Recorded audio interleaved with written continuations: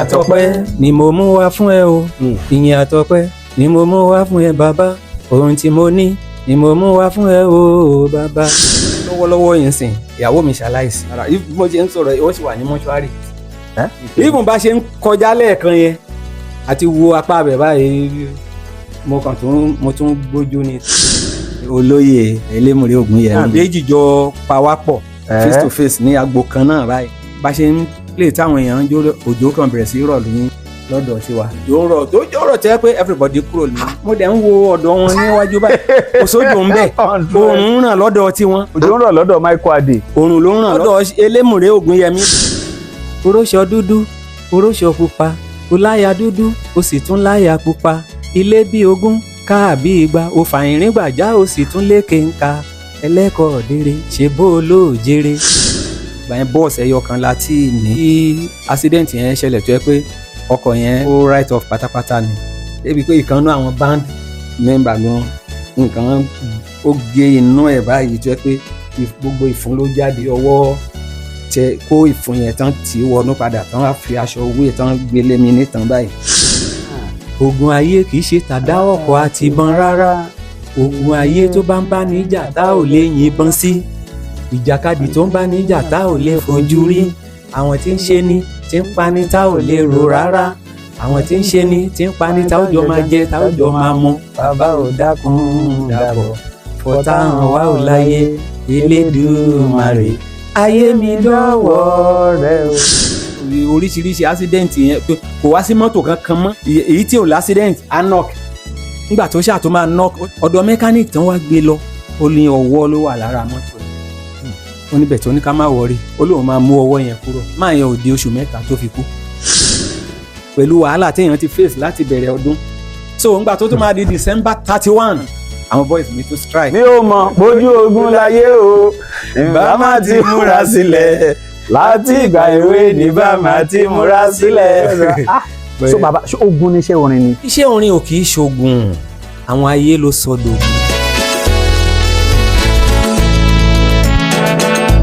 Orin kan jáde lọ́dún 1991. Ṣé ẹ rántí orin yẹn?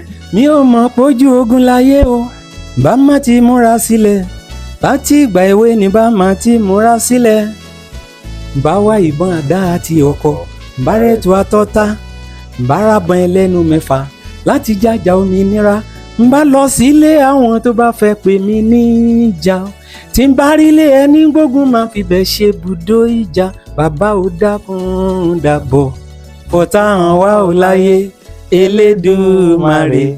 Ayé mi dọ́wọ́ rẹ o.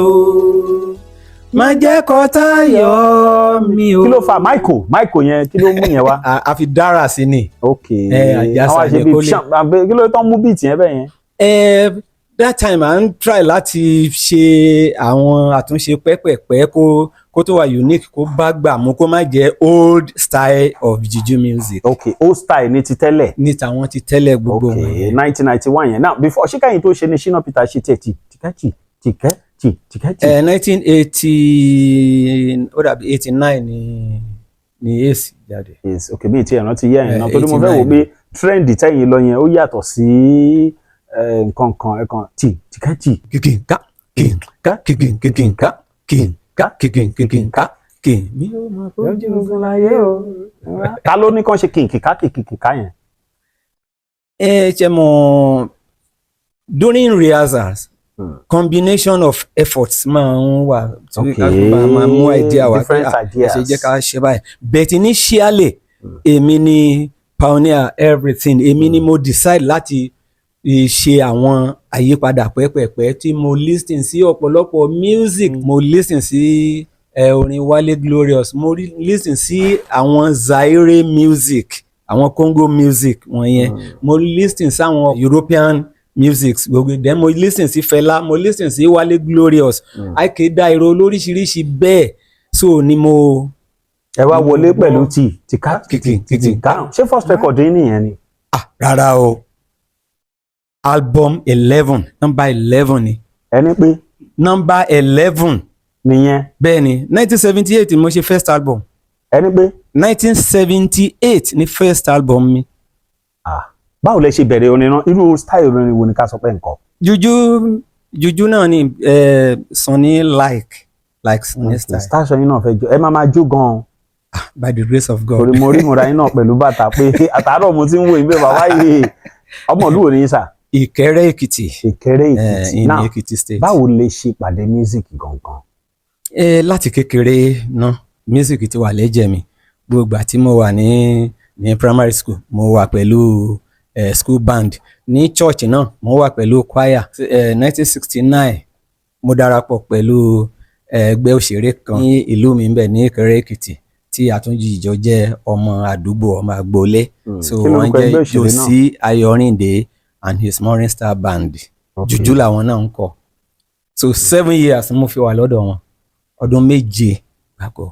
So lẹ́yìn yẹn mo wá dá báńdì tèmi lẹ̀. 19 kílẹ̀ dọ́dọ̀ tiwọn. 1969.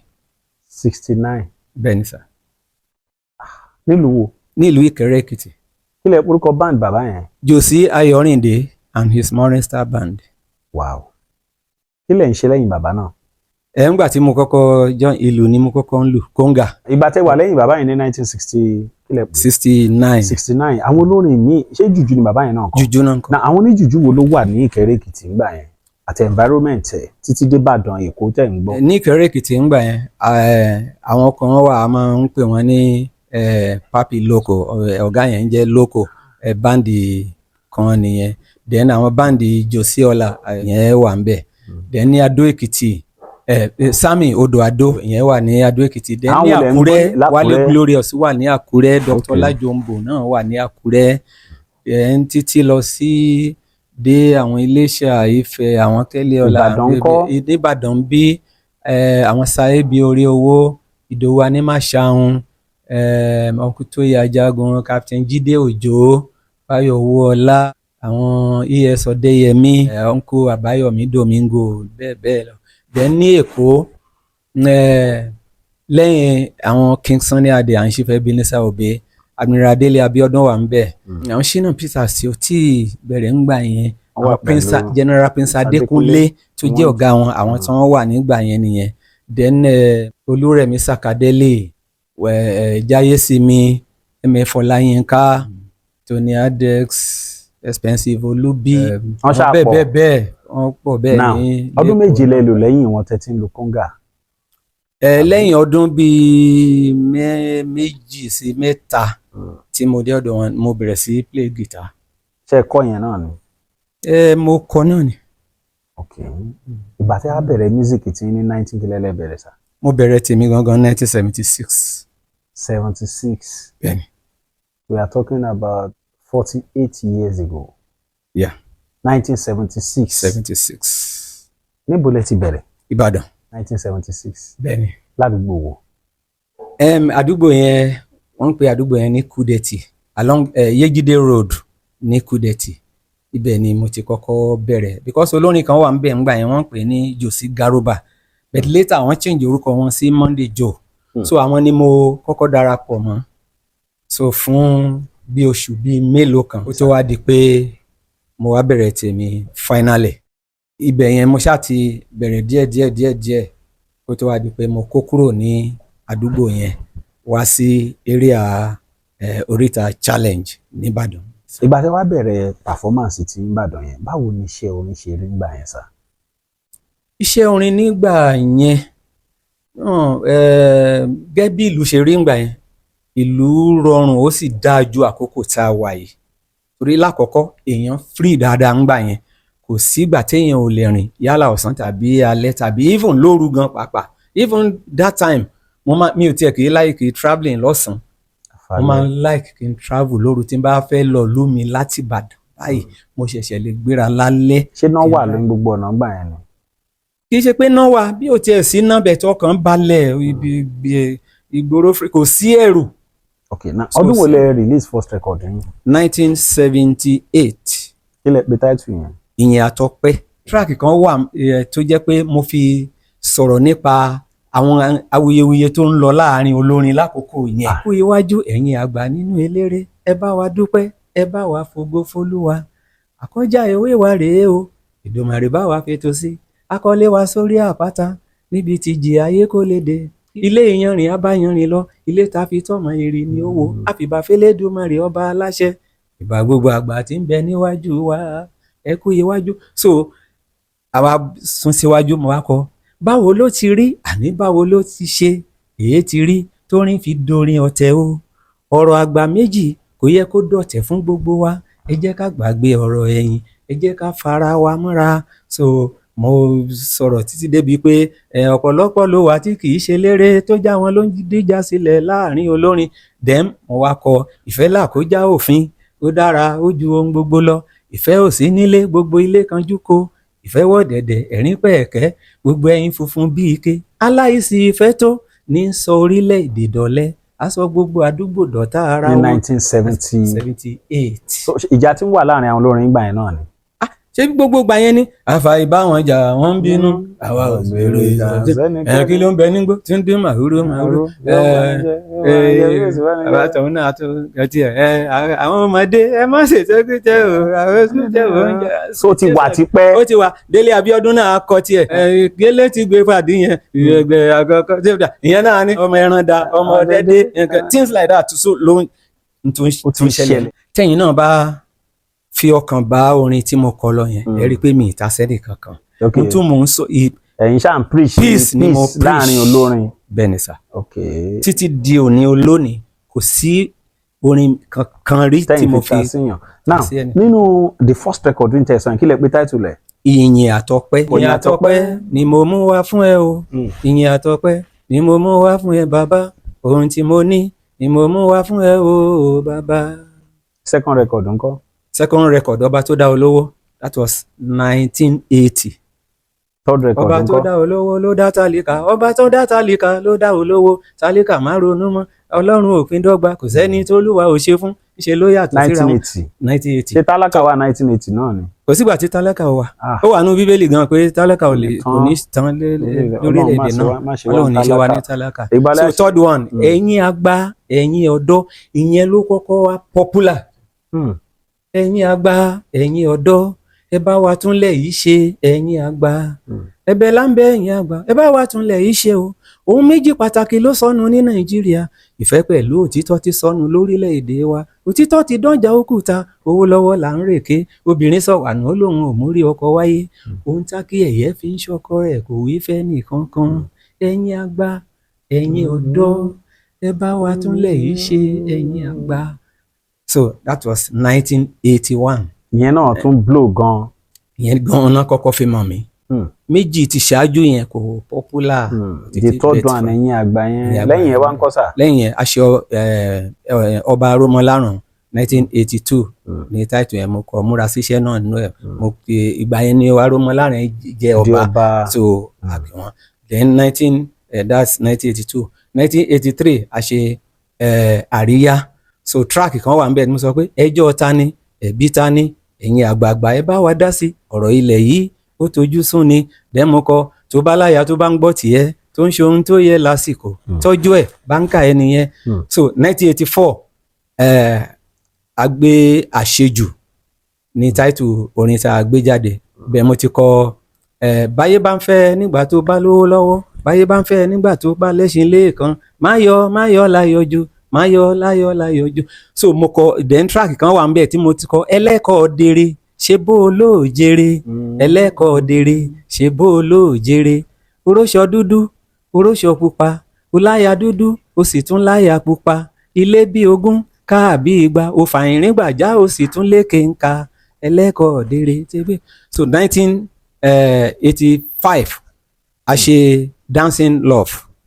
So no Dancing Love yẹn track náà gbọ́ à ń bẹ̀ tí mo ti kọ I found it mo ti rí ohun tó lè túnlẹ̀ yìí ṣe ìfẹ́ ló lè túnlẹ̀ yìí ṣe òtítọ́ ló lè túnlẹ̀ yìí ṣe ìṣọ̀kan kájọ gbógun ti wà ìbàjẹ́ o láwùjọ wa because torí ìgbà yẹn ni program why nígbà regime Buhari ìdí àgbọn so instead tí màá fi kọ why tí mo rí pé ó ṣeéṣe kan pa program yẹn rẹ so mo wá pe title yẹn ní I found it pé ìwà ìbàjẹ́ ò lè tán lágbàáyé so mo sọ pé kájọ gbógun ti ìwà ìbàjẹ́. Now sir, Michael Adé. Yes sir. ṣé Michael Adé yẹn bó lórúkọ yẹn ti wá náà. Michael ó jáde láti inú Michael Okay. Adé jáde láti inú Adédayọ̀ Michael Adédayọ̀ gan ni full name ni. ẹ wá short So, name wá sí short ẹ sí Michael Adé. Adé. Michael mò ń jẹ́ àwọn Olúfàjẹ́mi rókùn ń kọ́ àwọn yẹn olọmọrí olọmọ rí Yeah. record mélòó lẹ ti ṣe báyìí. àti single àti gbogbo is about 36 now ẹni pé 36 30. albums Ah, bẹ́ẹ̀ fẹ́ kí n máa kọ́ ní kọ̀ọ̀kan dé 36 yẹn bá kọ́ fún yín ẹ̀yin lẹ at lórin least nìyẹn. one track inú ẹ̀ kéré tán ó But kéré tán then máa kọ́. record nígbà yẹn àbí. Orí Rocky System ni mo ti kọ́kọ́ ṣe China lẹ ṣe cassette. Rocky System. Yeah, that was 1987. Láti 1987 88 yẹn àti wá ń ṣe cassette títí kó tó wá di ayé CD. Now sir, ẹ jẹ́ ká lọ sórí orin kan tí ó jáléjáko gan títí dòní. In fact àwọn tó bá ń ṣèrírí ayé gan wọ́n máa ń dìdí lórin yẹn ni. Tìkátì ẹni Tìtìǹkà. Mi ò mọ̀ pójú ogun láyé o, bá má ti múra sílẹ̀. Láti ìgbà èwe ni bá má ti múra sílẹ̀. Bá wá ìbọn àdá àti ọkọ̀, bá rètò àtọ́ta. ń bọ̀ sà, ṣé àdá àti ìbọn ṣó ká ogun ayé? Òun náà ló jẹ́ kí n sọ ní second paragraph. Mo sọ pé ogun ayé àṣé kì í ṣe tìbọn. Ogun ayé kì í ṣe tàdá ọkọ̀ àti ìbọn rárá. Ogun ayé tó bá ń bá níjà tá ò lè yìnbọn sí. Ìjàkadì tó ń bá níjà tá ò lè fojú rí. Àwọn tí ń ṣe ni tí ń pa ni tá ò lè rò rárá. Àwọn tí ń ṣe ni tí ń pa ni tá ò jọ máa jẹ tá ò jọ máa mu. Bàbá ò dákun dàbọ̀ fọ̀tá hàn wá ò láyé Elédùmarè ayé mi dọ́wọ́ rẹ o. Mo tó wá sún síwájú mo tún ní kòkòrò tí ń jẹwé ṣe bára ewé ló wà. Ẹ̀yin èèyàn mi kòkòrò tí ń jobi ṣe bára obì ló wà. Ènìyàn tí ń ṣe ni bí ó bá ṣọ̀rẹ́ àṣẹ bí ẹni o. Abánigbélé tàbí alábàáṣiṣẹ́pọ̀. Ẹ̀rí bí mi gan mọ ní lórí gan. In fact ẹ kó àìgbàgbé. But sir, kí lẹ pè title orin yẹn? Ngbà tó jáde open up ní title ẹ̀. Open up. Torí àwọn hot tracks wà ń bẹ̀ tá a ti kọ́ Juju Rock Explosion. Ibẹ̀ láti yọ title open up wá bá mi jó open up baby wá bá mi jó ijó kájọjó orin Michael Adé ló gbòde o. So yẹn la fi ṣe title bẹ́ẹ̀ tí ngbà tí táwọn èèyàn wá ń rà á lọ́tún lọ́sì tó bá ti fẹ́ rà rẹ́kọ̀dù Michael Adé tó ti kọ Ojú Ogun Láyé yẹn rẹ́kọ̀dù Ojú Ogun Láyé làwọn fẹ́ rà rẹ́kọ̀dù Ojú Ogun Láyé nígbà tó máa di ọdún tó tẹ̀lé tí company yẹn tún fẹ́ ṣe àtúntẹ̀ wọ́n wá change title yẹn gan sí Ojú Ogun Láyé. Ojú Ogun Láyé. Now kí ló fa inspiration yẹn gangan? Àwọn tó fà á ni pé àwọn ìrírí tí ń wáyé látẹ̀yìnwá láti bẹ̀rẹ̀ gbogbo àwọn 1980s wọ̀nyẹn. Bí irú àwọn ìrírí wo sà? Ìrírí pé kéèyàn lọ òde kéèyàn bá ìṣòro míì pàdé. Àwọn ìṣòro míì wà tó jẹ́ pé ìṣòro nípa bí ká sọ pé àwọn àgbààgbà olórin míì tàbí àwọn olórin míì tí èèyàn jọ jẹ́gbẹ́ tàbí àwọn wàhálà tàbí ìdojúkọ míì tí ò tiẹ̀ kì í ṣọ̀rọ̀ òde eré bí kí ásídẹ́ǹtì ó ṣẹlẹ̀ lójú ọ̀nà pé bóyá èèyàn ń lọ tàbí èèyàn ń bọ̀. Àwọn bẹ́yẹn ti ń ṣẹlẹ̀ ní ìṣáájú tó yẹ pé èèyàn ò kà sí èèyàn kàn rò pé normal thing ni. Ṣùgbọ́n nígbà tó wá di ọdún 1990 tọdún yẹn wá yàtọ̀ tó jẹ́ pé tí wòlíì ò bá tiẹ̀ sọ fún yàn tálàfà ò sọ fún yàn tí àwọn oníṣègùn ìbílẹ̀ gan ò sọ fún yàn pé eléyìí lọ́wọ́ ọnú èèyàn gan fúnra ẹ̀ mọ̀ pé ó lọ́wọ́ ọnú torí ó wá bẹ̀rẹ̀ sí tẹ̀léra wọn accident tó wáyé ní ọdún yẹn nìkan ó fẹ́ẹ̀ ju mẹ́sàn-án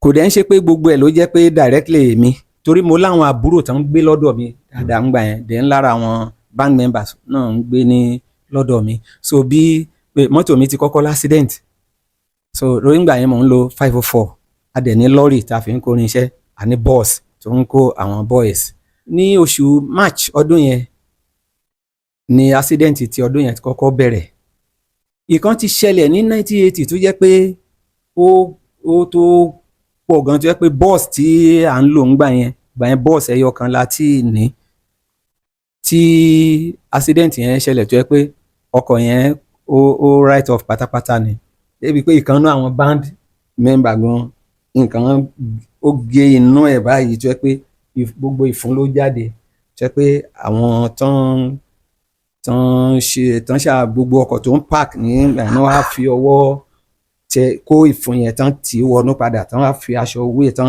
gbélé mi nítan báyìí tí wọ́n fi gbé wa tá a fi dé hospital so àtàwọn míì gbogbo tó wà seriously injured but to the glory of God kò sẹ́ni kankan tó kú. ìgbà tó ṣàwádọ́ ọdún 1990 yẹn accident ìtàkọ́kọ́ ṣẹlẹ̀ tó yẹ pé ilẹ̀ ló tiẹ̀ ya mọ́ bọ́ọ̀sì lẹ́sẹ̀ à ń lọ a fẹ́ lọ ṣeré kan ní Kogi wọ́n pe ìlú yẹn ní Ìsọlúmọ̀kùtù àti ṣeré nílùú kan lẹ́kìtì àwa ń gbàbẹ̀ lọ so ibi tá a máa gbà jáde lọ sí Àjàṣẹ́ Èpo lọ́ọ̀rì ń lọ níwájú báyìí tó kórin iṣẹ́ èmi wà nú bọ́ọ̀sì àwọn boys a dẹ̀ ń wo ọkọ̀ yẹn báyìí tí ó kàn déédéé rí tó kàn gbókìtì lẹ́gbẹ̀ẹ́ báyìí tó dẹ̀ dànù sígbó àṣé ilẹ̀ ló ya mọ́ lẹ́sẹ̀ so bí eré bí àwàdà ṣá nígbà tó máa tún tó bí oṣù kan sẹ́yìn ni káà mi gangan l'accident jẹ́ pé àwọn boys méjì nínú ẹ̀ ẹnìkan tó jókòó sẹ́gbẹ̀ẹ́ driver níwájú àti ẹni tó jókòó sẹ́yìn ẹ̀ irin tó máa ń wà ní ẹ̀gbẹ́ express between Ìbàdàn and Lagos yẹn àwọn aluminium something tí wọ́n fi gáàdì títì yẹn òun ni mọ́tò yẹn ló forí sọ tí kìíní ẹ̀ wọnú ọkọ̀ tó já àwọn yẹn ní ẹsẹ̀ tó yẹ pé for months náà fi wà ní UCH mọ́tò yẹn náà condemn pátápátá ni tó yẹ pé wọ́n tà ní scrap ni ọjọ́ kẹjọ tí accident yẹn ṣẹlẹ̀ ní àbúrò mi kan tó ń gbé lọ́dọ̀ mi bẹ̀ tó ń ṣiṣẹ́ ní company kan ní ìgboro Ìbàdàn láti company náà ti ránṣẹ́ lọ sẹ́kọ̀ọ́ ó dẹ̀ l'accident lójú ọ̀nà commercial vehicle nìyẹn o general hospital Ìkẹjà náà admit wọn sí so ìgbà tí wàhálà mi wá ń pọ̀ pé kí n máa lọ Ìkẹjà tó wọ́n lọ wo àwọn tó wà ní UCH níbí so mo ń láti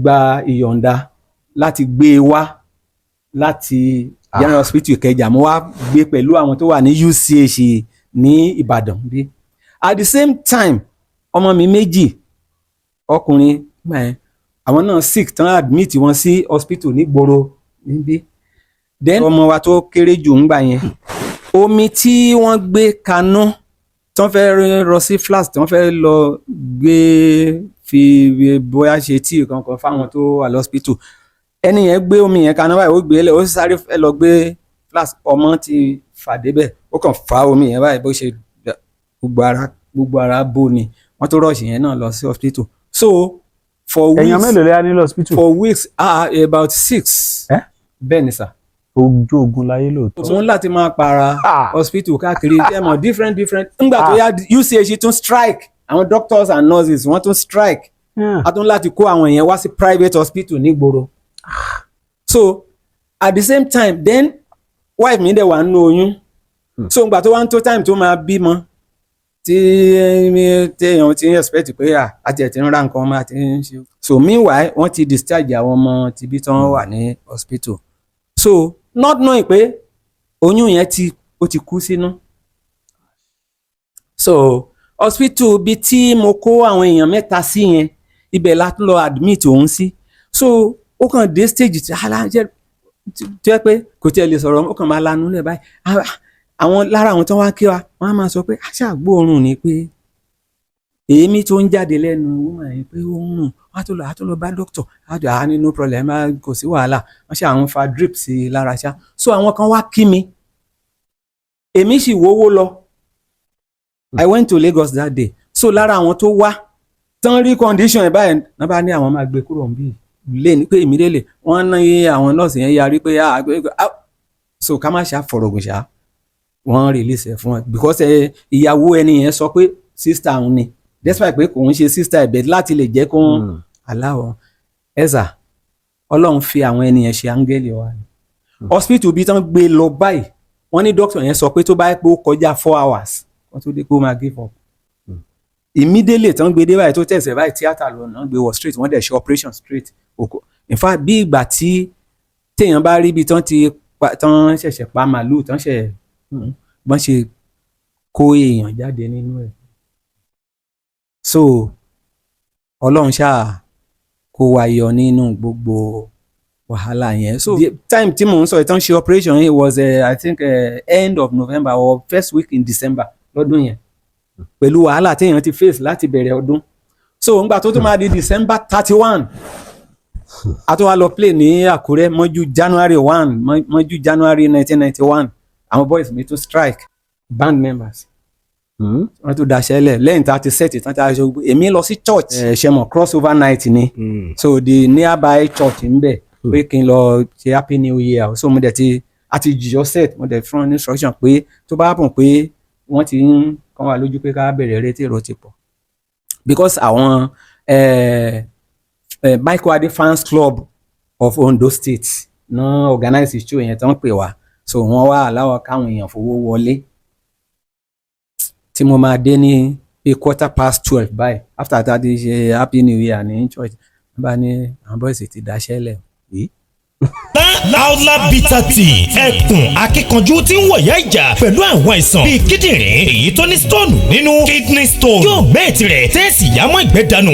òun kan náà sì tún ní o ló ń ṣiṣẹ́ fún liver àìsàn jẹ̀dọ̀jẹ̀dọ̀ a tún máa ṣiṣẹ́ fún heart ìyẹn ìṣòro àìlèmí sókè sódò dáadáa tó tún ṣiṣẹ́ fún ìfúnpá gíga high blood pressure bákan náà gbogbo ẹ̀yin tẹ́ bá ní ìṣòro ìsétọ̀ tá a mọ̀ sí prostate cancer gbogbo àwọn àìsàn tá a là kalẹ̀ yìí pátápátá ni yóò wo gbogbo ẹ̀sán gbogbo ẹ̀yin tẹ́ wà ní Manchester láti rí egbògi Laola bitter tea rà ẹ kàn sí wọn ní nọ́mbà 45 Middleton Garden Manchester M24 1AB tàbí kẹ́ ẹ pè sórí àwọn nọ́mbà tó wà lójú ìwòran yìí àti Nigerians nọ́mbà yìí pẹ̀lú egbògi Laola bitter tea ewé àtegbò pọ́nbélé wọ́n fi ṣe àgbékalẹ̀ rẹ̀ pẹ̀lú ra lónìí kò jẹ́rìí sí ìmọ̀ ìjìnlẹ̀ tiwantiwa. so ibi tí mo ti wá bẹ̀rẹ̀ sí ronú oríṣiríṣi nìyẹn pé Ọlọ́run from one problem to another one problem to another then gbogbo mọ́tò ti jẹ oríṣiríṣi accident yẹn kò wá sí mọ́tò kankan mọ́ torí ọ̀tọ̀ ní kí èyí tí ò l'accident á knock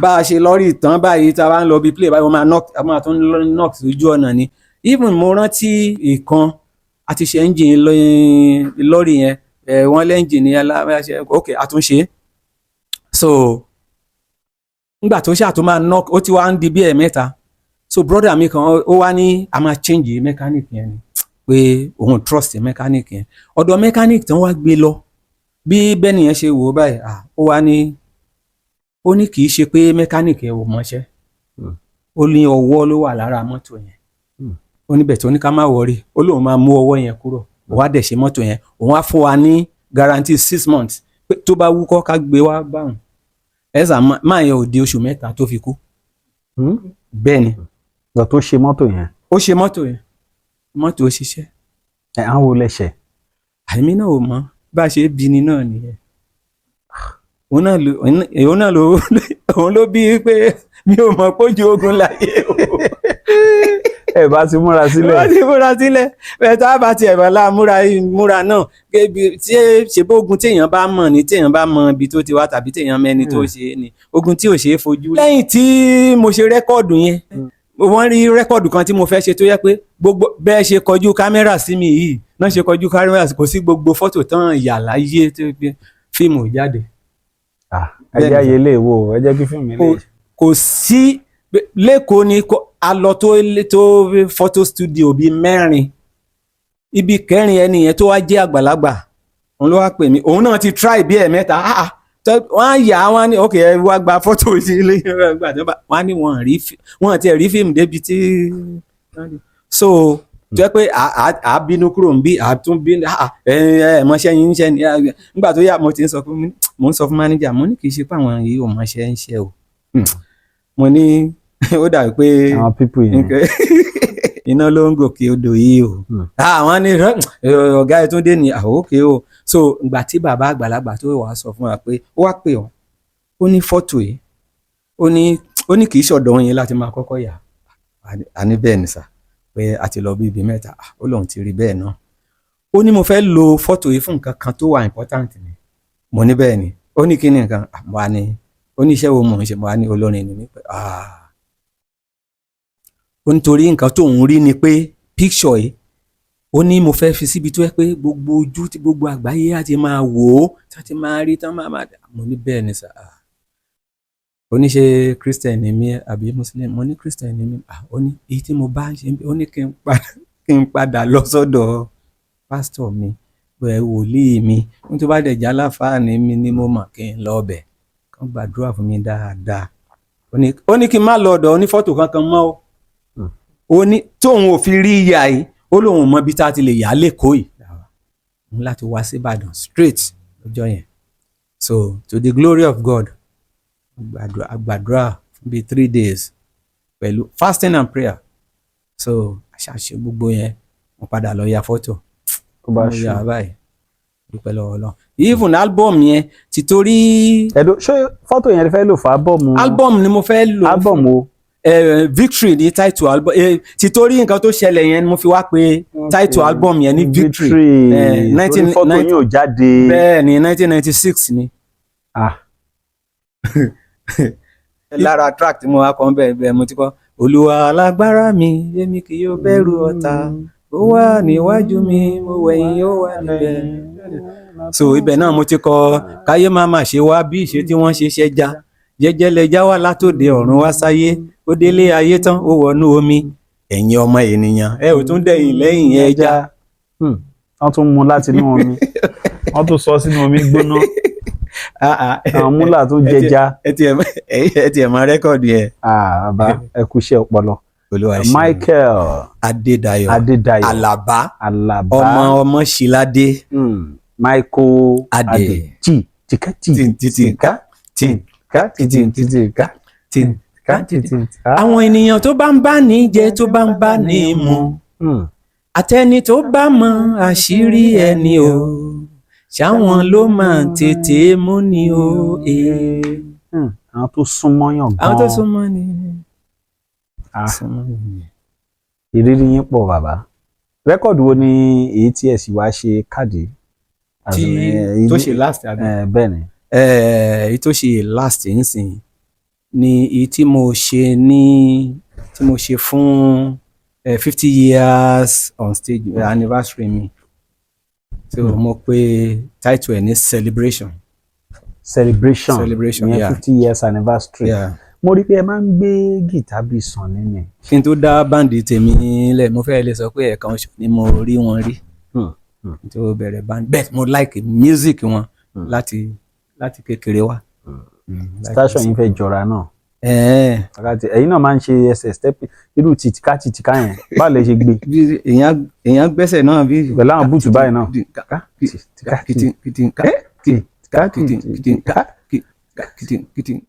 àwọn àgbààgbà olórin tí mo bá pàdé tí mo bá kọrin papọ̀ táwọn èèyàn tiẹ̀ máa ń bẹ̀rù wọn tán máa ń sá fún wọn tán máa ń sọ pé túbà iná ń pa to the glory of God kò sẹ́nìkan kan tó ṣe jàǹbá fún mi rí torí àkọ́kọ́ èmi ò kì í kọjá ààyè mi tí n bá ìbá tiẹ̀ jẹ́ ẹlẹgbẹ́ mi mo bá pàdé ìbá tiẹ̀ jẹ́ lè tí ò tó mi ká má tiẹ̀ wá sọ pé àgbàlagbà pẹ̀lú ìrẹ̀lẹ̀ àti ìtẹríba mo fi máa ń ṣe pẹ̀lú gbogbo wọn.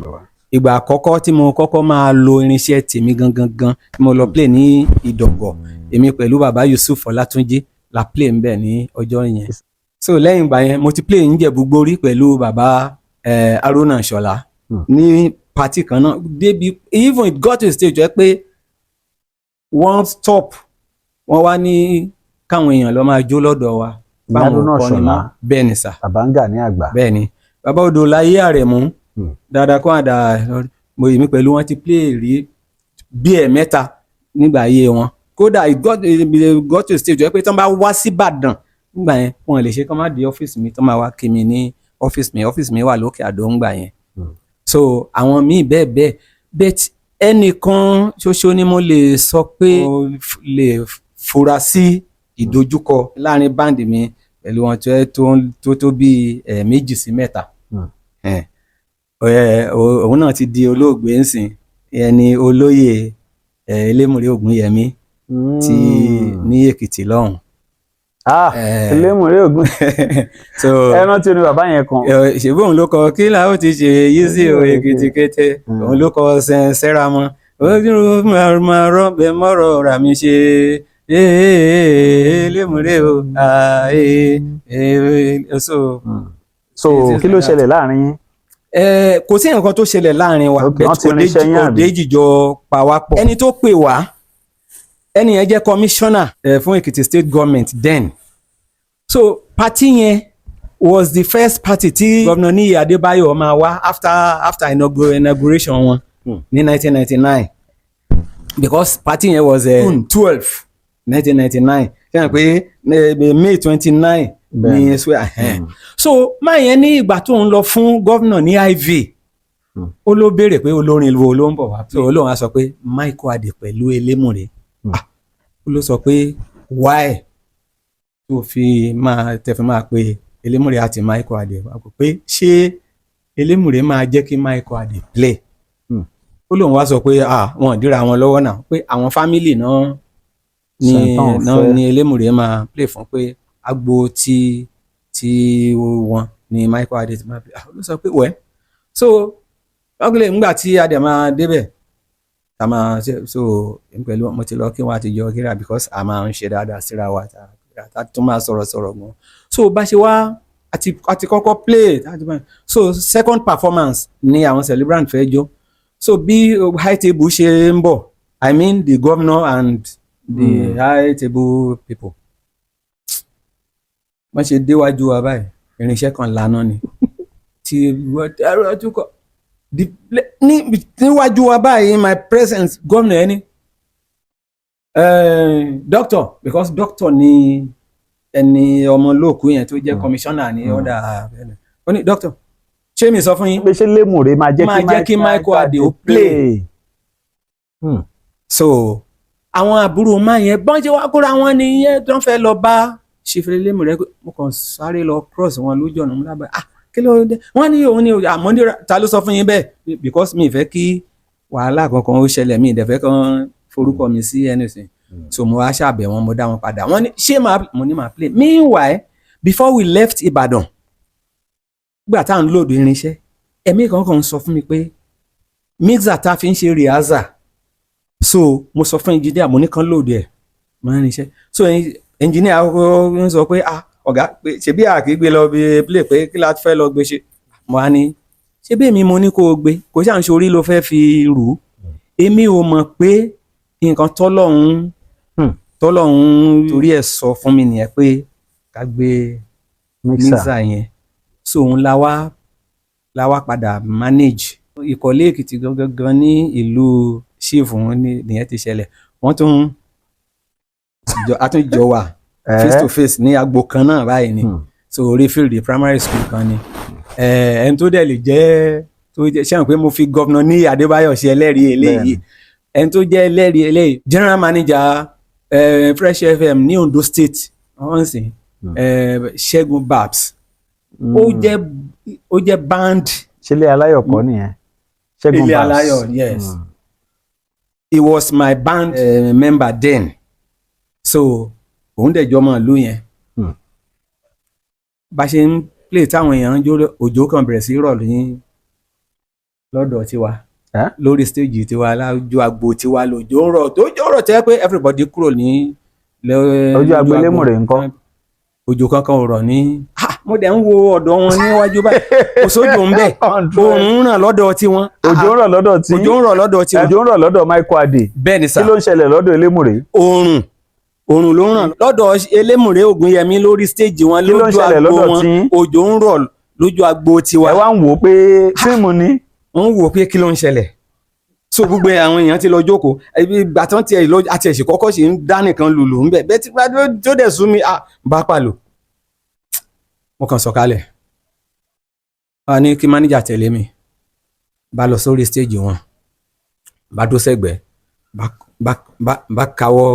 bá káwọ́ gbéra bíi ilé bá kọjú sí wọn wọ́n ṣe bẹ́ẹ̀ ni pé wọ́n rí mi wọ́n ń kọrin lọ wọ́n tún fi style wọ́ọ̀dọ̀ mi wọ́n tún gbójú kúrò èmi mi gbójú mi kúrò mo ṣáà tẹjú mọ́ ńgbà tó yá tó ń gbójú báyìí náà náà wá bú sẹ́rìn náà wá wò mí Michael kéèṣe ọ́ wọ́n ṣeré mo ní chief ṣé ẹ fẹ́ sọ pé ẹ mọ̀ pé òjò ń rọ̀ ni mo ní ṣe bẹ́ẹ̀ ń wo ọ̀kan bẹ́ẹ̀ pé ṣe bẹ́ẹ̀ rí pé òjò ń rọ̀ lọ́dọ̀ tèmi wọ́n ní kí ni mo wá ṣe ń bí mo fẹ́ dúró dìgbà tẹ́ máa ṣeré tán oyè anything tẹ́ bá pa ń bí àjọ máa pín ni èyí tí mo sọ fún wọn ni n tẹ́ bá pa àjọ máa pín ni mo ní ṣe àwọn èmi àtàwọn boys àkàndẹ̀ wá wòran bí adẹ̀ padà sí ṣe bẹ́ẹ̀ mọ̀ pé Ìbàdàn láti wá mo ti ní kí mánéjà tẹ̀lé mi tẹ́ bá ti stop báyìí tẹ́ ń kawó a máa jókòó tì yín ni ṣe àwa so adẹ̀ máa bá ti wá lọ wa ni ó wá rẹ́rìn ọ̀dà ìyá àṣírí rẹ̀ that is kí n lọ máa ṣeré mi ó ní kí n lọ máa ṣeré mi elémùrè fàjò nìyẹn mo ní kí n máa lọ tà mo ní kó lọ máa ṣe so mo bá lọ bàtí táwọn tí mo dẹ̀ máa dé lórí sí mo ní ẹ̀yin boys ọ̀yà ẹ bọ́ sí wọ́n lé ọ̀gá ojú ṣe mo rí pòjọ́ mo ní ẹ bọ́ sórí stage tá máa mount stage báyìí òjò kan dání. mi ò mọ̀ bójú ogun láyé o ìbá má ti múra sílẹ̀ láti ìgbà èwe ní bá má ti múra sílẹ̀ báwa ìbọn àdá àti ọkọ. so bàbá ṣé ogun níṣẹ́ orin ni. iṣẹ́ orin ò kì í ṣogun àwọn ayé ló sọdọ̀gùn àwọn èèyàn ló sọdọ̀gùn ó wà nídìí iṣẹ́ míì náà ó wà níbòmíì náà ó dìpẹ́ǹdé. bọ̀ṣẹ́ rí torin yẹn kàn olórin kan ń jẹ́ Los Kẹ̀ǹgẹ́ lábẹ́òkúta ó ní tí hairdresser bá fẹ́ ṣiṣẹ́ òun àtẹni tó ń ṣiṣẹ́ fún ló máa wà ń bí àtàwọn ọmọọṣẹ́ ó ní bọ̀ tó lórin bá fẹ́ kọrin hairdresser máa wò mẹkáníìkì máa wò transporter máa wò gbogbo èèyàn máa wò ó oníṣẹ́ ìmọ̀ oríṣiríṣi àwọn èèyàn ló ń wò wá ní àwọn tájọ wá ń ṣe náà enviness máa wà ṣébí kan lẹ́yìn sọ dáadáa. Michael o ṣeré ni. ó dá àwọn band members band boys èèyàn gan tó máa ń tún tàyàn síta yes ebe àwọn boys mi ti sọ fún mi rí pé ṣé mi nìkan bẹ̀ ní ẹgbẹ́dẹ̀ orúkọ mi náà kọ sí ra mọ́tò orúkọ mi náà mo rẹ́ni tó sọ pé àìṣe bí mi ṣàkórin iṣẹ́ wá láti Èkìtì pé ìtajọ ń ṣe yìí náà láṣẹṣẹ jíjọ aṣọ àjìjọ níní.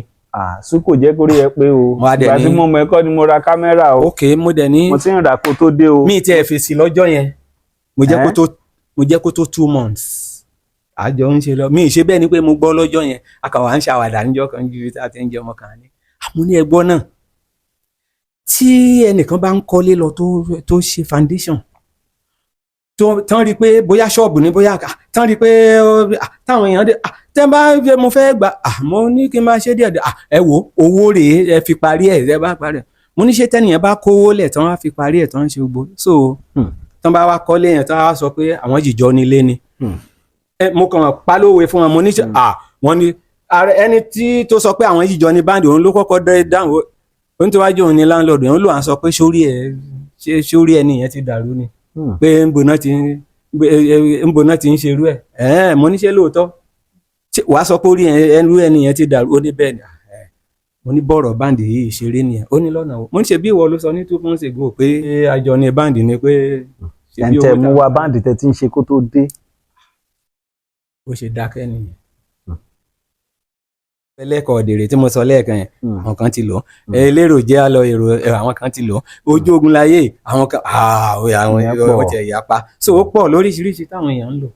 ẹ ṣì ń jáde fóde eré gan-an. gbogbo ti ń jẹ ti Ọlọ́run kódà mo ní play títí di December. àbíyèsí Ọlọ́run ní padà lẹ́yìn yẹn sàì náà ẹ ti sọ pé báyìí November ká máa retí iṣẹ́ mi àbí. even before. lágbára Ọlọ́run pé couple of weeks nsìn ṣé wọ́n máa ń compose orin fẹ́yìn ni. fúnra mi mò ń compose àwọn orin mi òdó lẹ́ẹ̀kọ̀ọ̀kan gbà míì bẹ́ẹ̀ mo ṣe sọ lẹ́ẹ̀kan pé wọ́n lè rẹ́ lòmíì tó even lára àwọn boys gan lè ní orin tó lè mọ but most of orin 99% orin mi fúnra mi ni mo. so ẹ̀bùn yẹn wà láti lẹ̀ ni. ní lọ́wọ́lọ́wọ́ yẹn sìn ìyàwó mi ṣaláìsí so ó jẹ́ kí kó ṣe mọ̀ tí irú nǹkan bẹ́ẹ̀ yẹn bá ṣẹlẹ̀ kò sí bó ṣe lè máa rí ẹrù èèyàn méjì tó di tẹnìkan tó tí kì í bá ṣe pé èèyàn gbé kúrò lára bó ṣe ń sọ̀rọ̀ ó sì wà ní mọ́ṣúárì bẹ́ẹ̀ ni October ní burial náà gbogbo ọ̀pọ̀lọpọ̀ ìdojúkọ tí èèyàn ní because for over 2 years náà fi sick for over 2 years. ìyàwó yín tẹ sọ́ngbà yẹn pé wọ́n lóyún sínú àbí. bẹ́ẹ̀ni at last wọ́n pàpà kó wọ́n sẹ́n bíi. mọ́ṣúárì nìyàwó yín wà báyìí. wà ní mọ́ṣúárì báyìí even mọ́ọ̀gì ibi tán wà after ta gorí bridge yẹn lẹ́ẹ̀kan ta fẹ́ teslo pé ibi ẹlẹ́ẹ̀kan yẹn iwájú mọ́ọ̀gì ibi tán wà gangan. in fact olórin kejì. even bá ṣe ń kọjá lẹ́ẹ̀kan yẹn àti wo apá abẹ báyìí mo tún gbójú ni torí ó tún ká mi lára pé ọkùnrin ni ìyàwó mi dẹ̀ wà ń bí. kábíyèsí Ọlọ́run ìgbà ló ti ṣẹlẹ̀. late June. Abẹ́òkúta gan-an kù sí Sacred Heart hospital ní Abẹ́òkúta because dọ́tà wa kan wà lábẹ́òkúta wọ́n kàn lọ ṣeré kankan tó ń fi ṣéǹjẹ do wọ́n ti sick wọ́n dẹ̀ ti yá díẹ̀ sọ pé kankan tó ń fi yẹn ṣéǹjẹ environment so after some time. Ọlọ́run àbá foríjì wọn. very soon ìgbà ló kú wọn sà. October 18 and 19. Ebi madam is over 60. 68. Ẹ̀yin gan ti lé 70 nìyẹn o. 71. Ẹ̀mí yẹn gùn. Amen. Bẹ́ẹ̀ni bẹ́ẹ̀ ṣe rí yìí náà 71 years. To the glory of God. Ẹ̀mí station ìmúra yín gan ọjọ́ ọmọ 70 years o. 71 years. I was born on 23rd of May 1953. Wow. 71 years. Ẹ̀mí yẹn gùn. 19 gangan ní burial. So tó dé bá wá before then náà ẹ máa lọ. Mo kú fẹ́ ní sùúrù ká ṣe burial yẹn. Ọlọ́run bá foríjì wọn. Ọ̀dà gbogbo ẹ̀yin olólùfẹ́ Michael Adé all over the world. Òun náà lẹ ti ń gbọ́ látàárọ̀ yẹn. Ọ̀kan lára àwọn olórin tí wọ́n ti múnú wa dùn tí wọ́n ti ṣiṣẹ́ tó pọ̀ tí ọ̀pọ̀lọpọ̀ ń jẹ́nu. Wọ́n fẹ́ sọ tẹlifóònù nọ́mbà wọn báyìí gbogbo ìbéèrè tẹ́ bá ní. Wọ́n ní lẹ́yìn tó bá ti ṣe bẹ́rẹ̀ ìyàwó wọn tán àwọn ti ready fún ẹni òde tí ẹ bá fẹ́ ṣe àbí anything tó ní ṣe pẹ̀lú entertainment. Gbogbo àwọn bookings tí mo ní sí after bí kò sí kan tó wà ní after burial yẹn ó stay bẹ́ẹ̀ mẹ́jọ so but àwọn tó wà ṣáájú burial yẹn nìkan ni mo lọ sọ fáwọn yẹn kan. ok ẹ jọ ẹ fáwọn olólùfẹ́ yín tẹlifóònù nọ́mbà yín sà. WhatsApp nọ́mbà mi ni +234 70 46 87 19 87 +234 70 46 87 19 87. The direct call me gangan ni +234 80 35 78 73 69. All right, gbogbo ẹ̀yin tẹ́ bá fẹ́ pè wọ́n pátá nọ́mbà wọn náà lẹ ti gbọ́ yẹn. Michael Adédayọ̀ Alaba Ọmọṣíládé, popularly known as Michael Adé, Ambassador Michael Adé.